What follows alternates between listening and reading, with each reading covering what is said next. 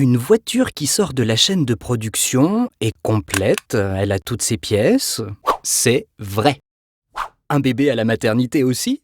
Non, c'est faux. Il lui manque des pièces qui n'arriveront que par la suite, ce sont les bactéries.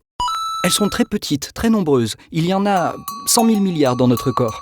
Elles sont vivantes et ne sont pas à proprement parler notre personne. Pourtant, elles vivent en nous et forment comme l'équivalent d'un organe supplémentaire, le microbiote. Bien réel, qui pèse le même poids que notre cerveau et qu'on appelle d'ailleurs souvent notre deuxième cerveau. Le microbiote se trouve ici, dans nos intestins, plutôt vers la fin, et assure quantité de fonctions vitales. Fonctions immunitaires, fonctions digestives, fonctions physiologiques. Nous vivons en symbiose avec cet étranger. 100 000 milliards de bactéries, dont 2/3 que nous ne connaissons pas aujourd'hui. En effet, il n'y a finalement que peu de temps que les chercheurs commencent à comprendre certaines choses de notre mystérieux compagnon. L'équipe du professeur Cani en fait partie, et aujourd'hui elle a trouvé une nouvelle bactérie, la Dysosmobacter welbionis. Comment trouve-t-on une nouvelle bactérie? Eh bien, on va tout simplement collecter un échantillon au moment où il quitte l'intestin, donc oui, aux toilettes.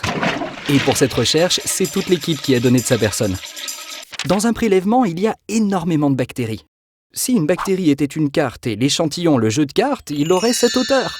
Donc il faut diviser, diviser, diviser, ou diluer pour au final arriver à une seule bactérie, une bactérie isolée, qu'on va alors cultiver pour en avoir le nombre de copies voulues. Et de cette bactérie, on va alors chercher à lire son génome. Oh oui. Si une bactérie était une voiture, le génome serait les papiers du véhicule dans la boîte à gants, l'information de la bactérie. C'est avec cet objet qui ressemble à un petit électroménager, un séquenceur, une machine qui révolutionne la science, qu'on va pouvoir très rapidement lire le code ADN. Oui, vous connaissez, celui qui s'écrit seulement avec 4 lettres. Ensuite, grâce aux ordinateurs et aux banques de données un peu partout sur Terre, ce code va être comparé à tout ce qui est déjà connu. Et s'il ne ressemble à rien de connu, bingo, c'est la découverte d'une nouvelle bactérie. On va lui donner un petit nom en latin et elle va rentrer dans l'annuaire. C'est bien, mais c'est pas fou. En fait, ce qu'on recherche, c'est des bactéries qui vont pouvoir être utiles à l'humanité. Et c'est le cas de celle qui nous intéresse ici. Cette bactérie n'est pas rare. 70% de la population possède Dysosmobacter dans son intestin, alors qu'elle est quasi absente chez les obèses diabétiques.